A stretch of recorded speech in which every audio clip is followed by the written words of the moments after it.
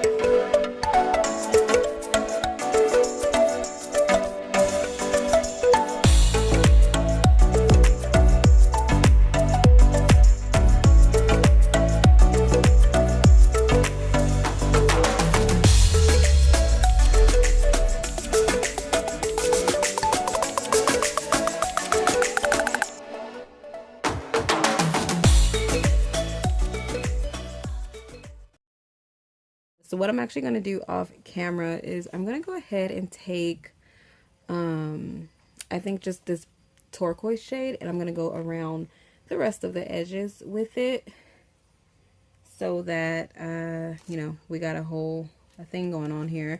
And then I'm gonna let this sit and probably just come back tomorrow and paint over all the colors again. But so far this is step one. This is after I think it was 2, maybe 3 layers of paint, and I went over each of the colors more than once.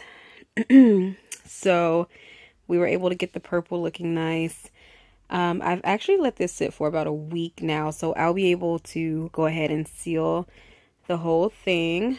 But I love how bright and colorful it is.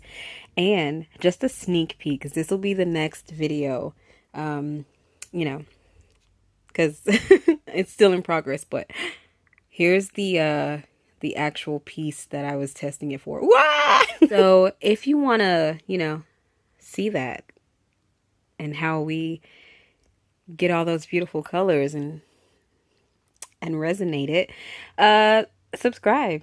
I don't know. Keep an eye out. You could do that. Usually when I post a new video, it's on a Monday. So to me, Mondays are normally like just so blah.